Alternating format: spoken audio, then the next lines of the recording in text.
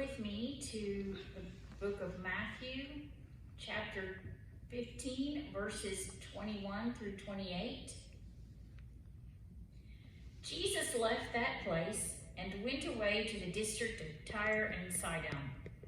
Just then, a Canaanite woman from that region came out and started shouting, "Have mercy on me, Lord, Son of David. My daughter is tormented by a demon." But he did not answer her at all. And his disciples came and urged him, saying, "Send her away, for she keeps shouting after us."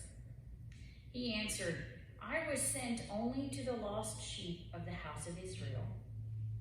But she came and knelt before him, saying, "Lord, help me." He answered, "It is not fair to take the children's food and throw it to the dogs."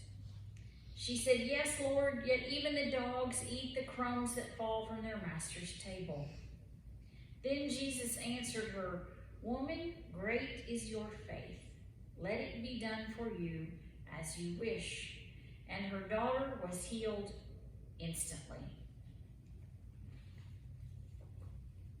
I'd like to take a moment to welcome everyone here.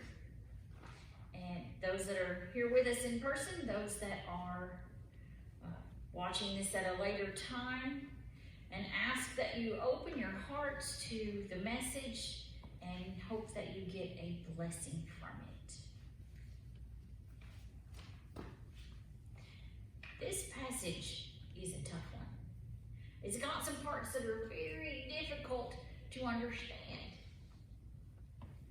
And I was recently, those of you who are here know that I've recently been in a class with some other pastors, and we've been trying to improve our preaching and speaking skills, and communicating with each other and giving each other critiques. And it came up, one of the members of the class said that he didn't think that a pastor should ever, from the pulpit, admit that they don't understand something. And I had to respectfully disagree with that, because I think it's important that even when we don't understand it, or we don't like it, that we study it. We wrestle with it. You know, Paul says all scripture is God-breathed for our education and illumination. And we need to grapple with some of these passages. We may never understand it fully, but we need to try to figure it out and try to learn from it. And so, while I was doing that, I turned to some scholars, and Alan Ross, who is a professor of Old Testament and Hebrew at Beeson Divinity School, and Carla Works, who is a professor of New Testament at Wesley Theological Seminary, both gave me some insights that I really appreciated. There were others that had ideas that didn't make any sense to me, and I'm not going to tell you their names. We're going to talk a little bit about what they said, but not by referring to them by name. But when we're studying the Bible, there's two things that we need to consider. And the first one is, what did it mean to the people then? Because some of the language has changed. It doesn't mean the same thing to us that it did then. So we need to go back and look at the language and try to figure out what it really was saying to the people then. And then we need to carry that forward and say, what does it mean for us today? How do we apply that lesson? So we're gonna consider those things as we look at this passage. And in the beginning, it tells us that Jesus had left the region of Galilee, and he'd gone to the region of Tyre and Sidon, which is now in Lebanon. That area is part of Lebanon now. It was Gentile territory. And Jesus had just had a confrontation with the Pharisees. He'd been rejected in Galilee. So he may have gone over here because he was looking for a more neutral region. He might have been looking for some safety to control the timing of his mission. He didn't want his enemies to attack him before his mission was complete. We don't know why he went to this area specifically, but there are some things to consider. But we know what happened when he got there. This Canaanite woman found him. Mark tells this story, and he calls her a Syrophoenician. which are both correct. Syrophoenicia would have meant the area that she lived in, and then Canaanite would have meant she descended from the people who the Israelites conquered and displaced when they were settling the region that's now Israel. So to Matthew's readers, they would have seen this reference to Canaanite, and they would have known that this woman was from a people who had a very long history of being enemies to the Jews, to the people of Jesus. We might not necessarily realize that when we read it, but they would have known this was a sworn enemy or descended from enemies. So when she starts shouting, "Son of David, have mercy on me," asking this person who descended from centuries of her enemies, she's making a tremendous profession of faith right there. And she says, "Son of David," which was the term for the Messiah. He was descended from Israel's mightiest king. And this woman recognized him, even though he was born from the people who had subjugated her people. You know, the Pharisees had criticized him and ridiculed him, but this Canaanite woman immediately knew who he was. How did she know that? Maybe it was revealed to her just for this moment, revealed by God. Maybe she'd been hearing the stories and knew enough of the Jewish faith to put the things together. The disciples had not even referred to him yet as the Messiah. It's the next chapter before Peter says, "I know you're the Messiah." So she really recognizes it quicker than the people that are in his inner circle. But Jesus doesn't answer this woman, which makes us a little uncomfortable. And evidently it made the disciples uncomfortable. So the disciples again decide that they need to give Jesus some advice. Remember when we were talking about the feeding of the 5,000, they were trying to give Jesus advice on what to do. And so they do that now, and they say, "Send her away. She keeps shouting after us." Now we don't really know what the disciples wanted him to do. They might have wanted him to heal her daughter, which they knew that he could do, and just heal her quickly so she'd go away, or they might have just wanted him to tell her to leave. We don't know what they wanted him to do, we just know they wanted her gone. They didn't like her shouting after them. But Jesus answers them and says, and this is where it really starts to get hard to understand, he says, "I was sent only to the lost sheep of Israel." Now, why does he say this? I mean, maybe he's emphasizing that the people of Israel were lost. You know, because the people of Israel thought they were righteous. They thought they were the only ones who were doing the right thing. They didn't think that they needed any salvation from any traveling preacher. That's the trouble with the Pharisees. And with a lot of the people too. So maybe he was telling them, you know, the lost sheep. Israel is lost right now. We don't know why he said that. But this woman continues to plead for help. And she just says, "Lord, help me."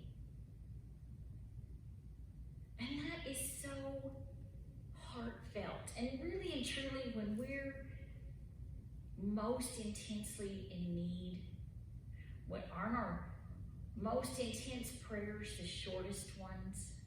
When we don't even really know what to say, we just say, "Lord, help me."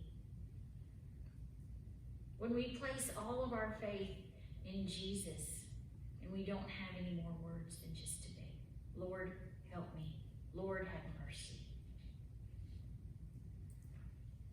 And then Jesus says this. He says, "It is not fair to take the children's food and throw it to the dogs."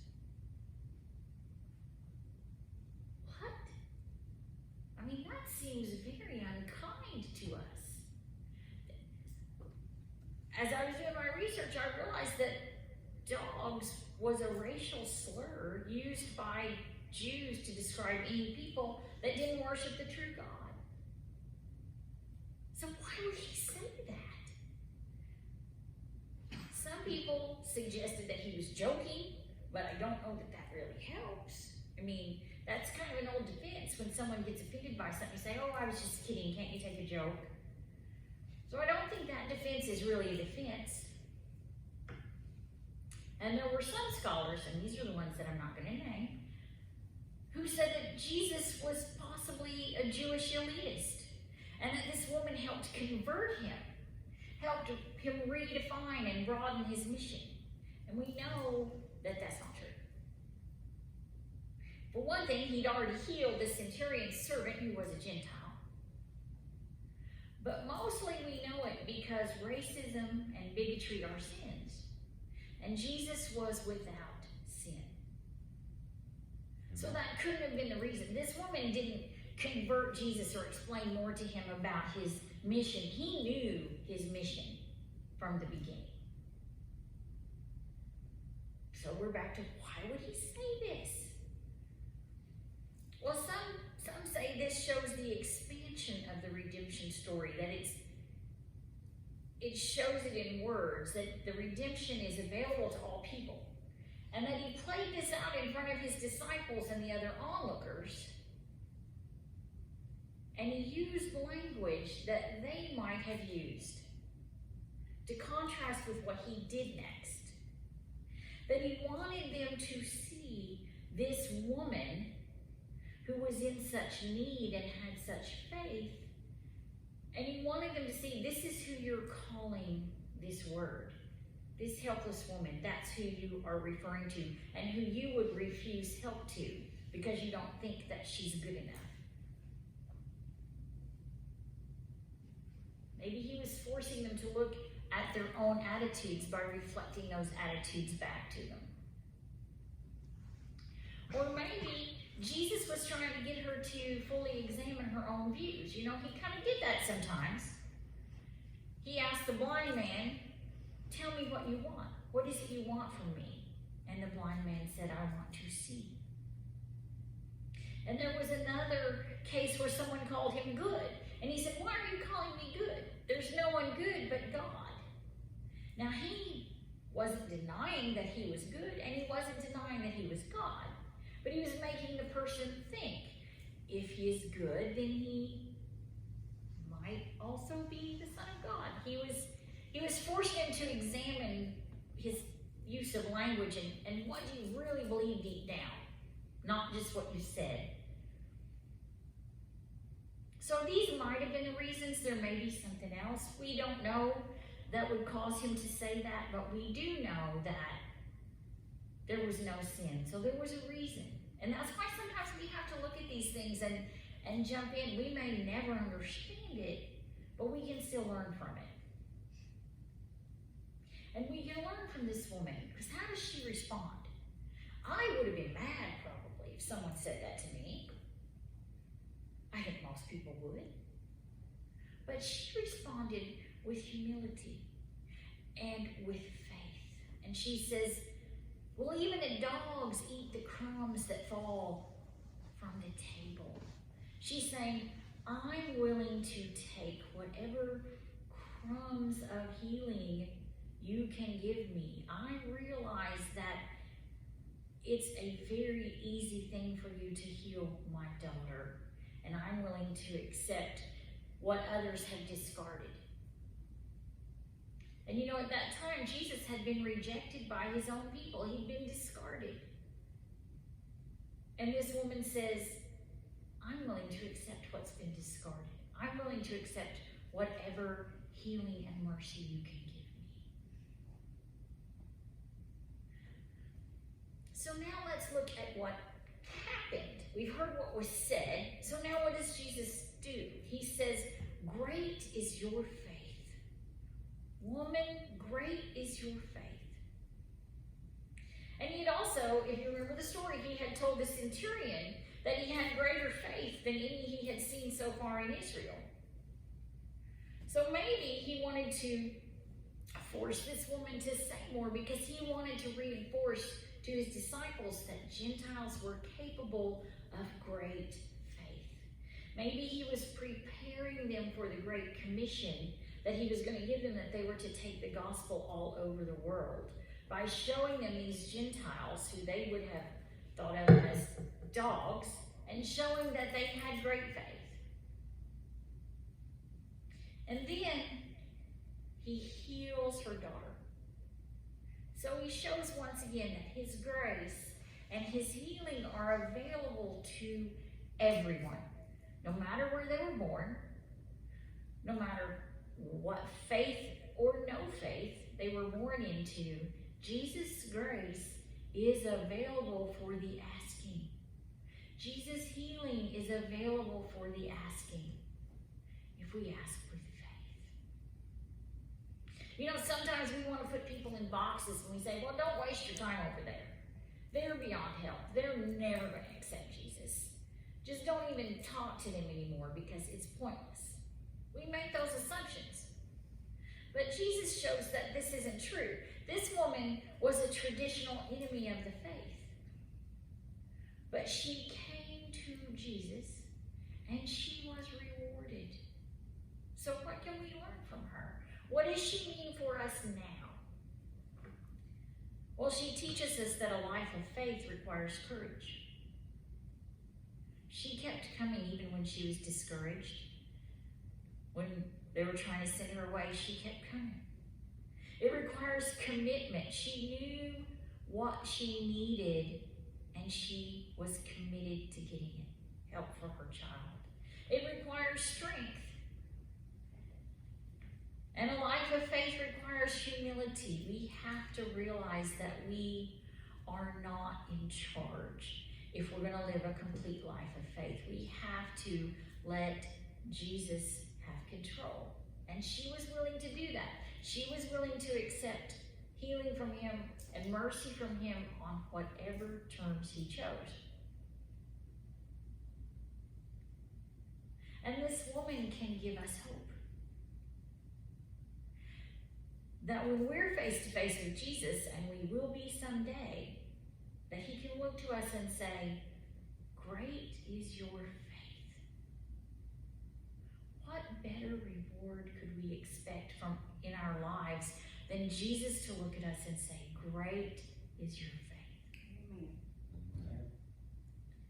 The Canaanite woman reminds us of the importance of kneeling at Jesus' feet and saying, Lord, help me.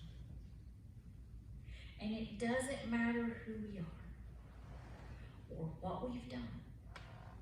Jesus' grace, his sacrifice, his healing, his salvation are there for us all. And in imitation of him, we should offer grace and witness to all. And when we find that difficult, we can kneel at his feet and say, Lord, help me. Lord, heal me. Lord, grant me mercy. And he will. In the name of the Father, and the Son, and the Holy Spirit. Amen. Amen.